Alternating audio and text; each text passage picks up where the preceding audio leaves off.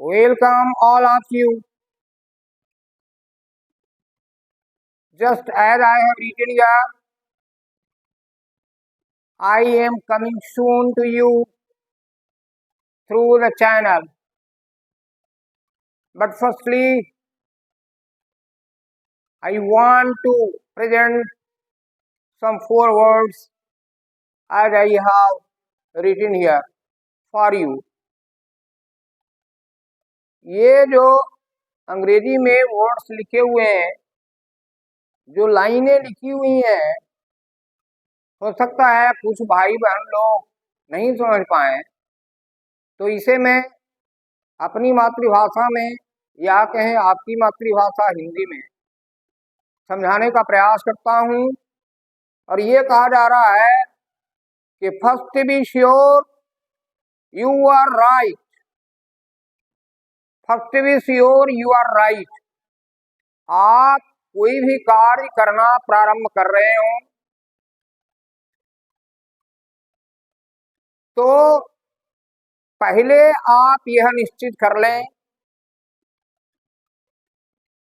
कि हर दृष्टिकोण से हम जो रास्ता पकड़ रहे हैं वो हमारे लिए फिटफुल, यूजफुल, बेनिफिशियल अर्थात सही, लाभदायक है या नहीं।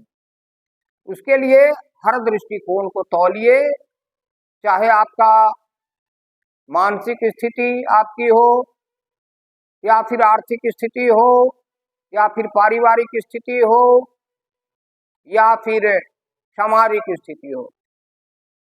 कोई भी कार्य करने के पहले यह बात जरूर मन में धारण कर लीजिए कि हर दृष्टिकोण से हमने जो ये रास्ता पकड़ा है या पकड़ना चाहता हूं वो सही है या नहीं है। First be sure you are right, then which courage strong. और जब ये आप निश्चित कर लेते हैं कि हाँ ये रास्ता हमारे लिए हर दृष्टिकोण से सही होगा, तो बस चल दीजिए, अर्थात उस कार्य को प्रारंभ कर दीजिए साहस और ताकत के साथ, क्षमता के साथ। जो आपके अंदर क्षमता है सारी क्षमताएं लगाइए उसे पूरा करने में, उस उद्देश्य की प्राप्ति में। Strap your pack upon your back. ये कह रहा है कि आप जब चलेंगे तो उसके लिए रास्ते का या फिर जो आवश्यकता होगी उन चीजों की जरूरत होगी। जैसे कहीं आप चलते हैं, तीर्थ में चलते हैं, तो आप माइंड मेकअप करते हैं कि हमें किन किन चीजों की जरूरत होगी, उन सारी चीजों को अपने साथ लेते हैं। इसी तरह से जिस रास्ते को आप पकड़ रहे हैं या जिस विषय की ओर चल रहे हैं उस विषय से संबंधित, उस उद्देश्य की प्राप्ति से संबंधित जो भी आइटम्स हैं, जो भी आर्टिकल्स हैं, जो भी पॉइंट्स हैं, जो भी संसाधन हैं, वो सबको संजोइए और बस चलते रहिए जब तक आप पहुंच न जाएं। फिर मिलेंगे हम। ये जैसा कि हमारा कमेंट मिल रहा है कि हिंदी और अंग्रेजी में शॉर्ट हैंड राइटिंग के लिए डिक्टेशन उपलब्ध कराएंगे, मैटर के साथ, उसके विशेष आउटलाइन के साथ, और आपके समझने के लिए, आपके समझ में आने के लिए, आपके कंसेप्शन के लिए उसमें आने वाले डिफिकल्ट वर्ड्स के मीनिंग देंगे।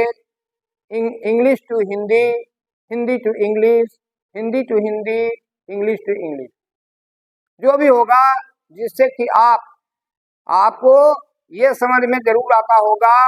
और अगर नहीं समझ में आया तो समझ लीजिए कि कुशल स्टेनोग्राफर वो है जो उसको मैटर डिक्टेशन में दिया जा रहा है उसका कंसेप्शन तो, तब यदि कुछ छूट भी जाता है तो उसको कैच कर लेता है। और विशेष इंट्रोडक्शन क्लास में हम ये बताएंगे कि एक्चुअल ये शॉर्ट हैंड है क्या, केवल यह शॉर्ट सिंबल नहीं है, इसके लिए डिटेल हम आगे अगले वीडियो में आपके साथ मिलेंगे व्हाट इज स्टेनोग्राफी के साथ। Thank you.